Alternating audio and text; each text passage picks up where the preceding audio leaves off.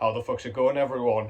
With the chance of ER Hail Cthulhu, we enter yet another video, and this time I'm going to be doing yet another top 10 video as well. So yeah, as you can tell by the title, this is going to be my top 10 most haunting albums in this collection right here. I really liked this idea because I thought it would kind of bring forth a bit more discussion. This is incredibly subjective to kind of how an album makes you feel specifically as an individual.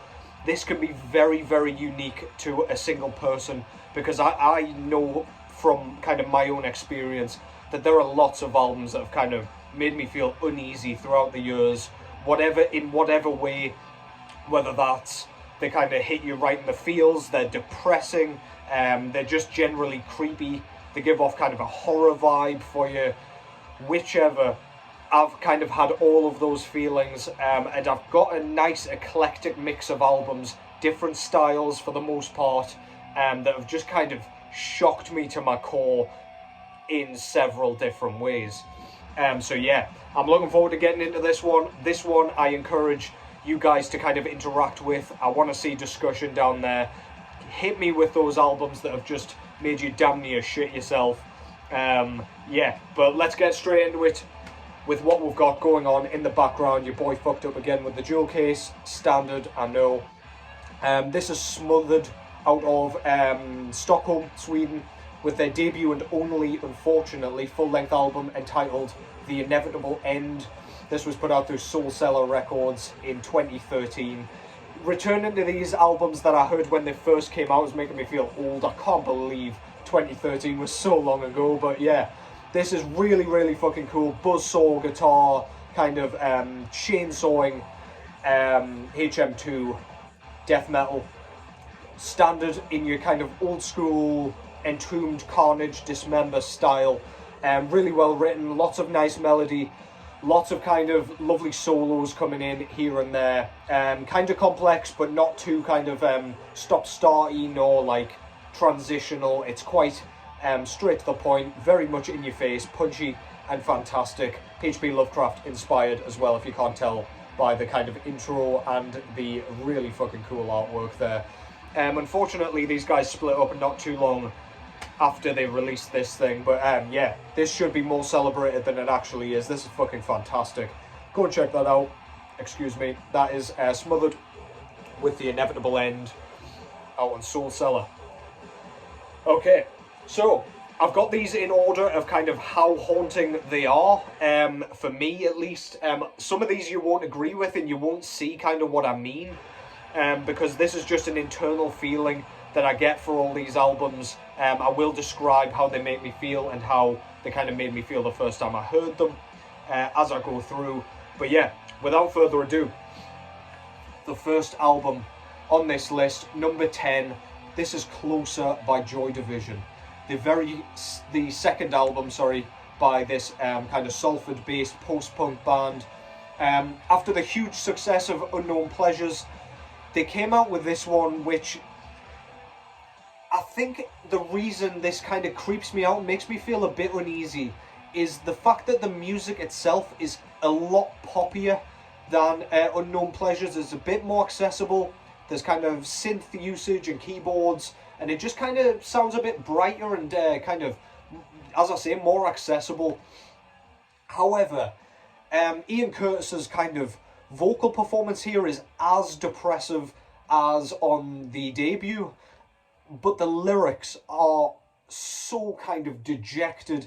He sounds like a man just in tatters, broken. He just kind of lost hope. This may have even come out the year that he committed suicide, so this just kind of is a haunting reminder of kind of what he was going through. Even his bandmates, I watched a documentary not too long ago, and his bandmates even said, like, after he died, they listened to this and they were like, and they read the lyrics and they were like, holy shit, is that what he was like singing about and feeling? And I mean, it must have been, because like he passed away not too long after this, so he was almost just pushing all of his thoughts and feelings into this album as they were making it and as he was kind of writing it. And holy shit, it makes for some really eerie listening. Yeah, just get straight on this if you kind of want something a bit more challenging, and by challenging I mean kind of mentally challenging. The music itself is really cool, really like unusual. The drum rhythms are very, very strange. They use like fills all the way through as like just standard rhythms, which is just kind of bizarre, for want of a better word.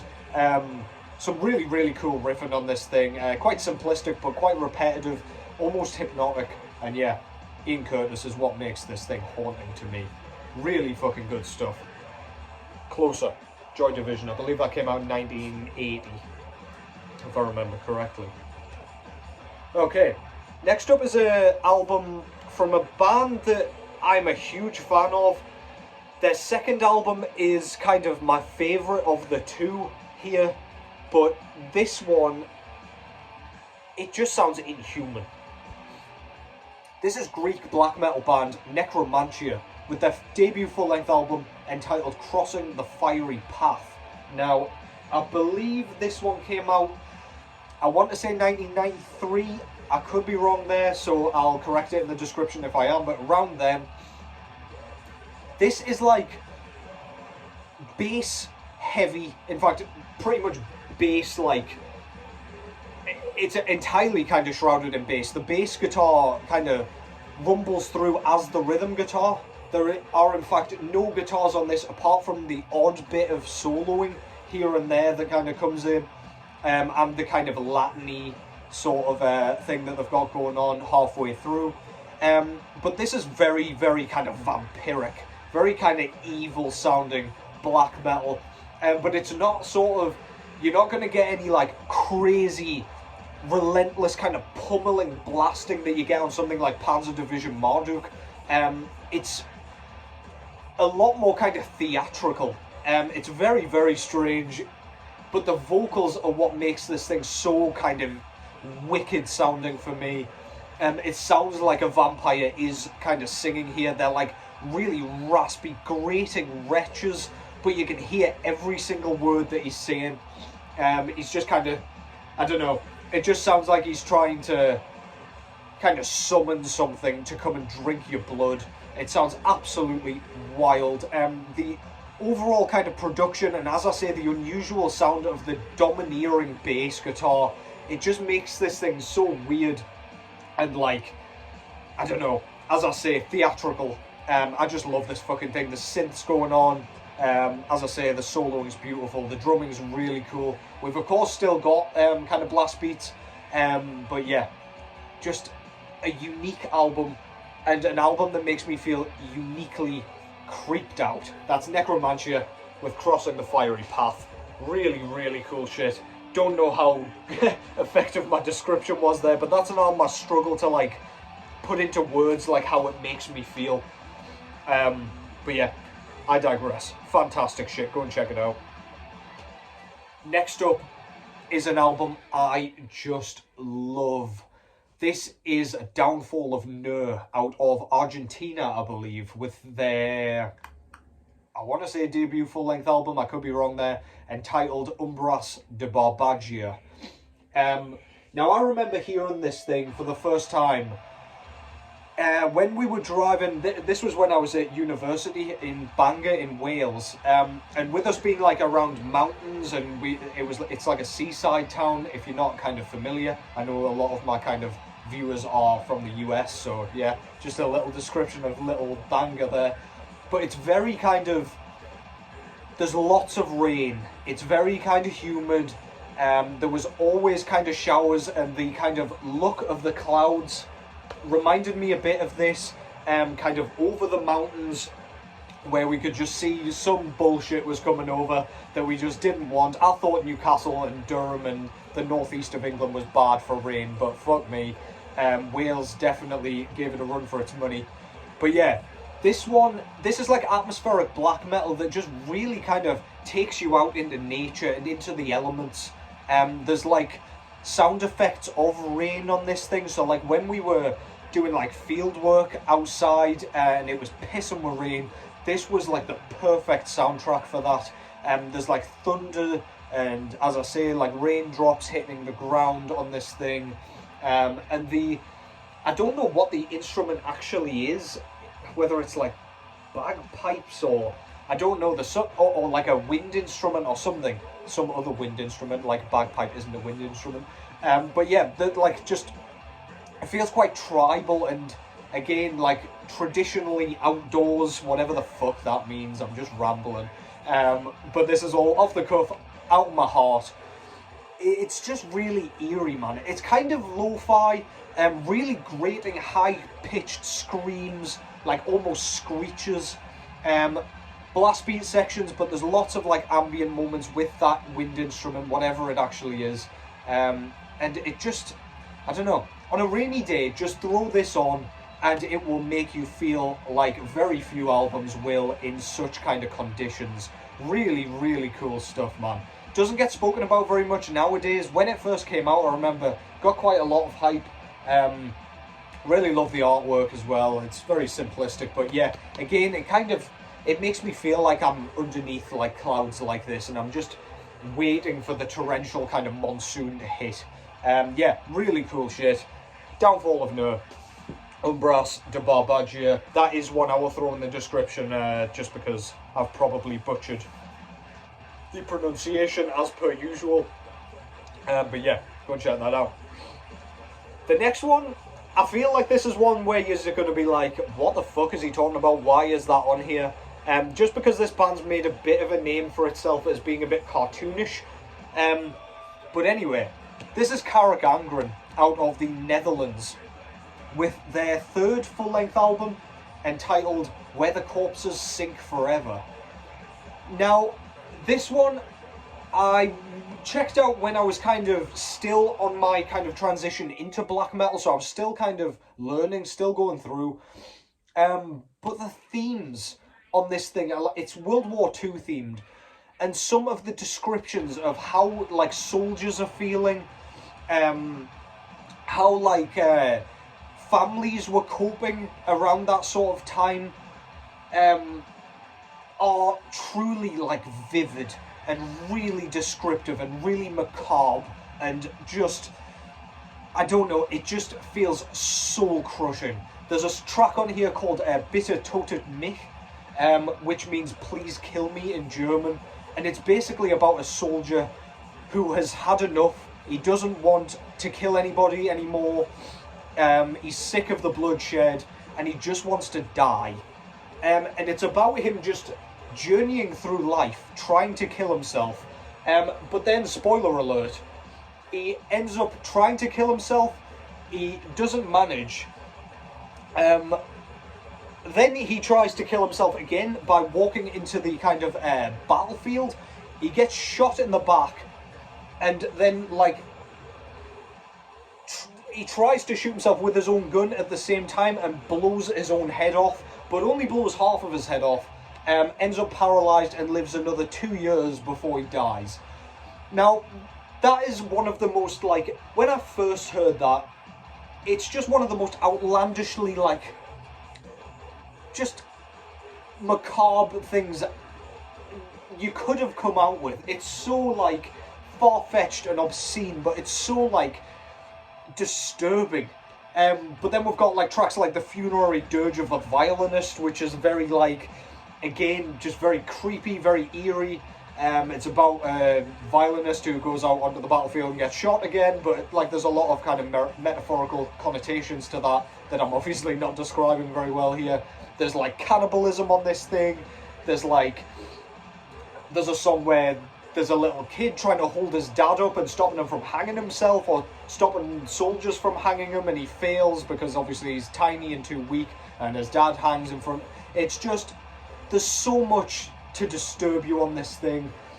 This thing gives me the same kind of chills as when I first heard it. It's so eerie and so, as I say, outlandish and creepy, and it just describes kind of almost PTSD in the most perfect way. Yeah, makes you not want to go to war, so yeah, that's something, I guess. Carach Angren, I'm going to stop rambling. because I don't know how this is coming across. I'm just kind of speaking from the heart here, so do forgive me. But yeah, Where the Corpses Sing Forever, man, really fucking creepy shit. Next up is an album, much like the first one that I discussed, Joy Division's Closer. This one gives me a more, like, I don't know, it gives me an air of sadness because of the kind of context of the album. This is Trees of Eternity, fucking forgot the name for a second there. Trees of Eternity, with their first and only full-length album entitled Hour of the Nightingale. This is a like ambient doom metal album inherently. I think we've got guys out of Swallow the Sun on this thing, so established doom musicians. Very crushing, fuzzy guitar tone, but we've got Aaliyah Stanbridge's beautiful vocals over the top. She's got a very ghostly kind of air about her, almost whispered, kind of soft, very, very kind of spectral and phantasmic. Just sounds like she's whispering in your ear and just trying to kind of corrupt your mind. Really kind of sad, thought-provoking, just plucks on your heartstrings. Some really, really, really beautiful passages on here. Very catchy, like choral hooks, despite it being very slow, which I always appreciate. When a band can manage to do that. Every hook's memorable, every track is memorable, like individually. The reason this is so sad though is because Aaliyah Stanbridge died not too long after this. I believe she was battling cancer of some description, but she passed away she might even have passed away before this came out, which just makes this all the more kind of punishing to listen to. Really, really kind of sorrowful. It's just crushing, like, emotionally and kind of with how heavy the guitar tone and everything is. There's a couple of nice features on this thing. We've got Mick Moss out of Antimatter appearing on the track Condemned to Silence. His voice is awesome on this thing, really beautiful.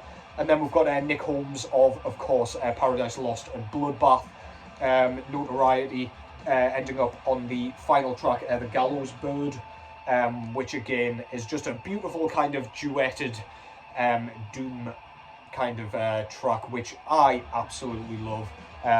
Really nice contrast between Nick's like really low kind of clean vocals and Aaliyah's kind of raised ghostly whispers. I love this thing. If you're a bit jaded of your kind of extreme metal for a second, please go over to this, because it's a really nice kind of palate cleanse, but it doesn't let up on the emotional side of things. Really, really beautiful, really eerie, really fucking sad, really, really haunting. Go and check it out.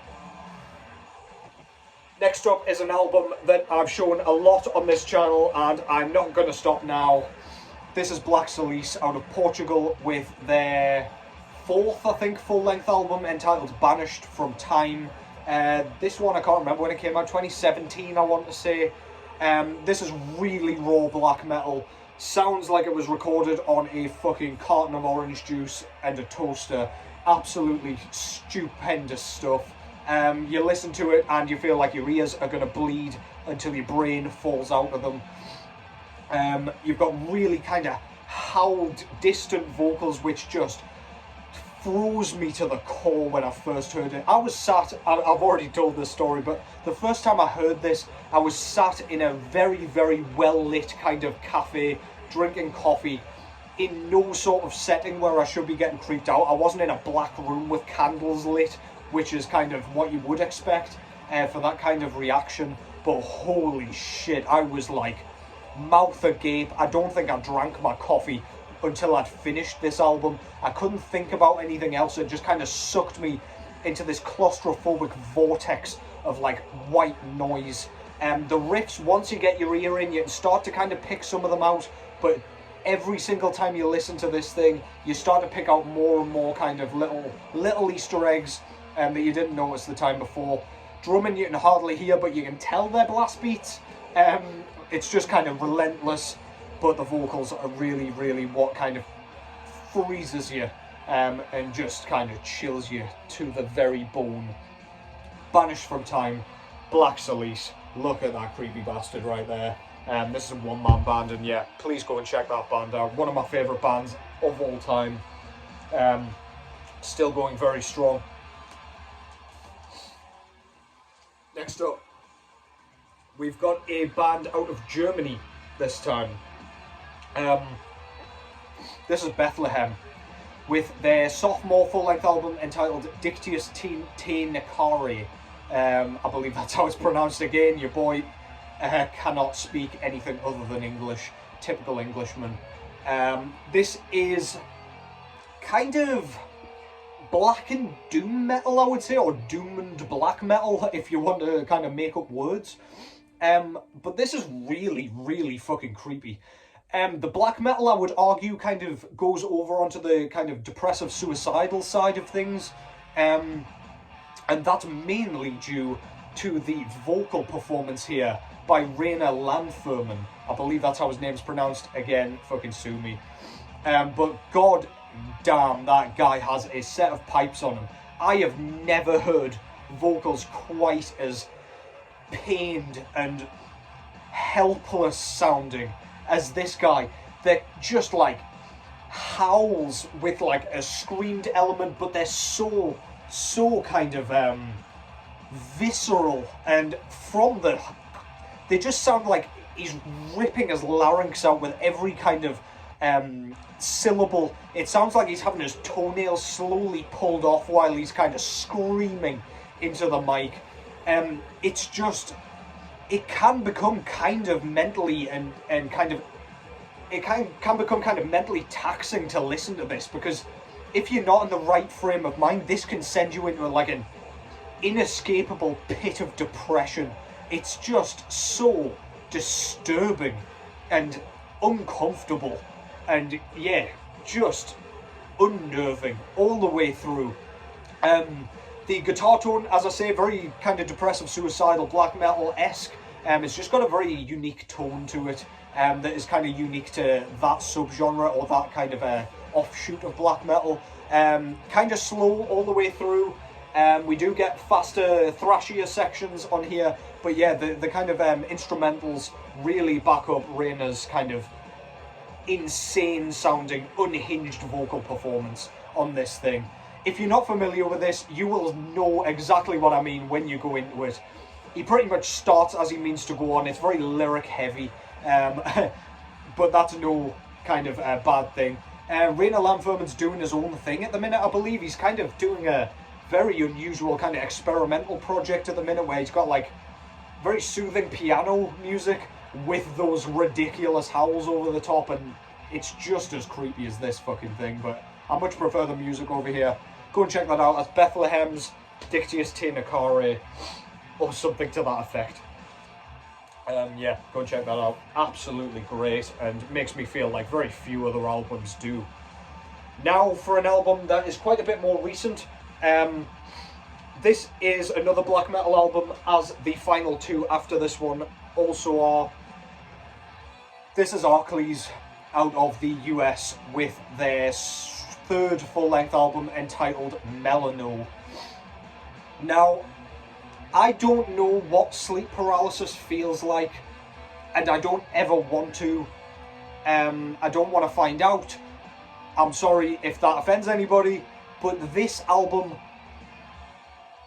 just makes me imagine that's what it's like. It is so kind of disturbing again. It's so creepy. It's so like, I don't know, it reminds me of like some sort of like witch kind of vibe. I don't really know what that means. It just sounds like some awful, haunting kind of spirit is kind of being summoned with this thing. Vocals are so high pitched and like grating on the eardrums that it doesn't sound human. As for the kind of instrumentals, it kind of creates this just, I don't know, inescapable like vortex of, I don't know, it's so thick and claggy and like dense. It just sounds inhuman. it doesn't sound like any human should be able to create this piece of music.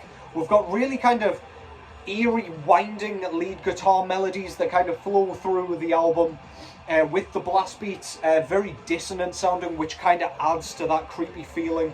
But yeah, this just sounds like some sort of demon is being summoned, is screaming from the depths as it's kind of rising from the ground.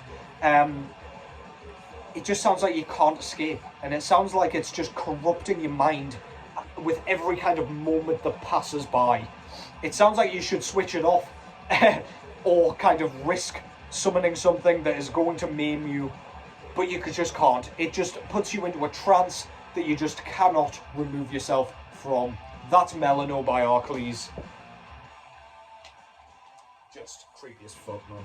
I don't know. Next up is an album that is just undeniably iconic. Bit of a taboo kind of band name these days. Instagram will fucking snipe you if you post this kind of stuff without scribbling out the title. But this is Burzum, or Burzum, however you want to pronounce it, with their debut full-length album, or rather his debut full-length album, entitled Burzum, or Burzum. This is actually the kind of album and then the ASCII EP that came out just before it, I believe. This is kind of black metal from the very kind of beginning of the 1990s. I can't remember exactly when this came out. 1994 perhaps? I'm not sure. I thought it was earlier than that, to be honest. But well, anyway. Yeah, we'll go with that. This is Varg doing what he does best, in my opinion. Fuck all that ambient shit that he started doing later. This is Bathory-inspired black metal, but the thing that really got me with this album was the vocal performance by Varg. Holy shit, dude. Again, it sounds like one of those things where he sounds like he's being scalded over and over again with like cigarette butts or something, whilst a microphone's right in front of him. They're so like, he's got like high howled vocals. He sounds like he's being tortured. And yeah, I don't know if it was the album cover, because I heard this pretty early. I was just a kid when I heard this for the first time. And it just creeped me the fuck out. This gives me a feeling of unease every time I put it on. It's a feeling of unease that only kind of hits me with this album. The artwork definitely helps, because that's just horrifying. I don't know what's going on there. It almost reminds me of the fucking Where's the Bear thing off the Teletubbies that seems to have haunted everybody's dreams. I don't really know why, but goddamn, man. Yeah, I love this thing. The music itself, like, now that I listen to it, it's not as kind of extreme and crazy and outlandish as I thought it was, mainly because back then I was just getting into black metal. Pretty fucking good place to start. But yeah, it's still, the vocal performance still gives me fucking chills, man. Absolutely diabolical shit.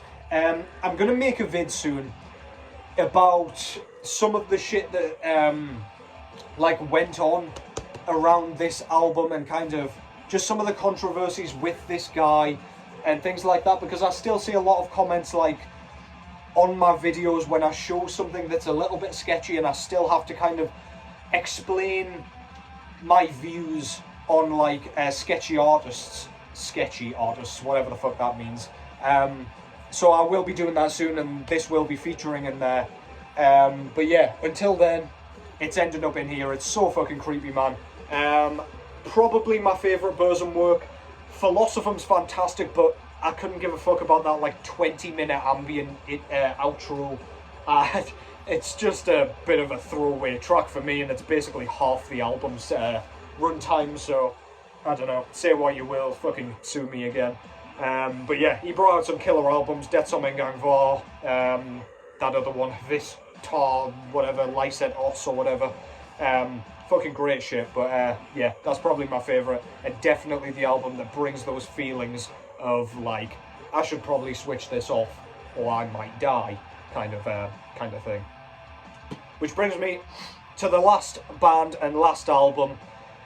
number one, the most haunting album in my collection, in my opinion. Kind of related to Burzum in a way, in an unfortunate way, I would have probably argue. This is Mayhem with Live in Leipzig. Holy fucking shit, man.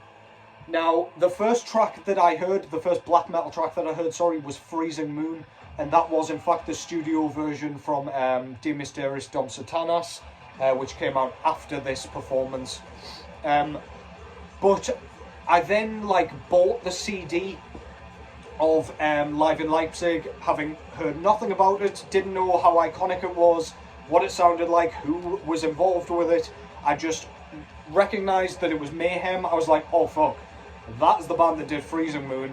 Had a look, saw Freezing Moon was on here, and I picked it up.